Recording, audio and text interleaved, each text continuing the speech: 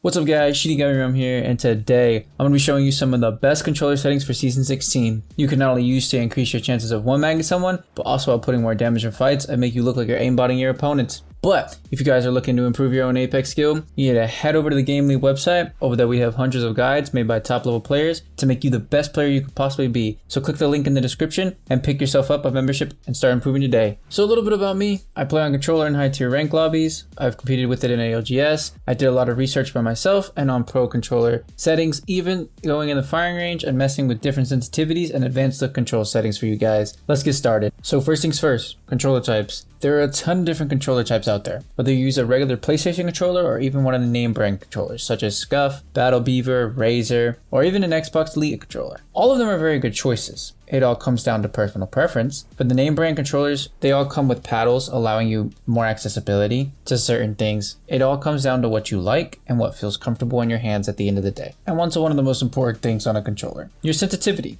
Your sensitivity will make all the difference in fights. As if you didn't know, ALCs and higher sensitivities will give you less aim assist than regular sensitivities, such as 4-3 linear or 4-3 classic. Yes, this is a real thing. Pro players have experimented with this for a while now. One thing I've experimented with and have found out is linear has less aim assist than classic does. It feels much more snappy than linear does. For maximum aim assist enhancement, I do not recommend going past 5.4, but if you don't care about any of that, go ahead and give ALCs a try and tune them to your liking. Amazing players such as Jen Burton, Nicewig, and Noct all use ALCs in a competitive setting. So ALCs are still a viable choice when it comes to controller setting. Alright, the fun stuff. Let's get into all the settings for advanced look controls. First things first, dead zone. Dead zone is the amount of distance you can move your stick before the input is registered. Be aware that a lower dead zone can cause stick drift. For quick turns, you need to be setting your dead zone to at least 6%. Next, we have outer threshold. This is how far you can move your stick before maximum input is detected. I did some testing with this, and if you want fast detection for your stick input, you need to be starting at a 14 to 16%. This gives you a good base on which you can go off of to see if you need to higher or lower this. Next on the list is response curve. Your response curve affects how sensitive the stick is across the range of input. Low ones can feel very twitchy, while high ones can feel very dull and sluggish. After I did some testing in the firing range, you should not be going above 11. Anything higher than 11 feels like you have to break your aiming stick in order to track your target properly. For per optic settings, you can change the speed of each sight individually. You can make a 1x feel slower than a 2x, or a 3x feel slower than a 1x. This is complete personal preference. I do recommend giving this a shot, as it could improve your aim drastically. Next on the list is yaw speed.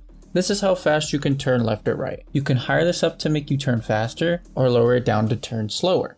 I recommend starting at a 230 speed for quick but not super fast movements. You can tweak it little by little and find out the way you like it. Next up is pitch. This is how quickly you can look up or down. Higher this to look up and down faster, lower this to look up and down slower. Also, start at a 230 for this and raise or lower it as you feel fit. Extra speed settings. If you want to mess with these, feel free. The basic definition of these is aiming acceleration. Once your stick is pushed to its maximum input in any direction, this means you will start to turn faster than usual once you go past your maximum stick threshold. Extra ADS settings are the same as the other ramp up settings, so feel free to mess with these at your own discretion. Button layouts, these are always fun. Stick layout comes down to complete preference at the end of the day, such as if you need to use a different stick layout if you need an accommodation. Interactive reload button, always have it on tap to use and reload. The reason you want to have it on tap is simply because you won't accidentally revive behind a knockdown shield. This is one of the biggest annoyances a controller player can face. Crouch button, always on hold, as it allows for more fluent crouch strafes instead of staggered crouch strafes. By staggered,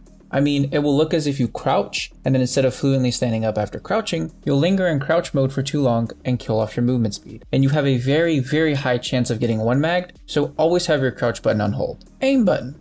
Always have it on hold, as it allows you to quickly aim down sights and go back to hip fire quickly if your ADS sensitivity is too slow to keep up with the enemy player's movements. Survival slot button, you can turn this on or off. I highly recommend turning it on. I have seen Hal died his own because he was busy fumbling through his menu pulling his heat shields out. But you can spam inspect your heirlooms with it off though, so if that is something that interests you and you want to still be able to do it, leave it off. Trigger dead zones. I always recommend on none, simply because you can get the quickest input and your triggers allowing you to shoot and aim down sights quicker. Also, if you have trigger bumpers, you don't have to worry about this at all. Menu cursor speed, I would recommend keeping your cursor speed at a medium to high speed. In my experience, it helps loot quicker and to pull off quick armor swaps. But keep in mind, high cursor speeds could throw you off, so start low and find what works best for you. Now I left your button configurations for last, simply because I want to go over what I personally use and what I see a lot of pros use. For me, I use all default button configs. The only ones I change is R1 or RB to jump, because I use a basic PS5 controller. And making my right stick crouch, I feel it's easier for me to make my movement feel more fluent and allows me to get off armor swaps quickly. Now for what a lot of other pros use, most, if not all controller pros I've seen have remappable paddles on the back of their controller. So they set their jump or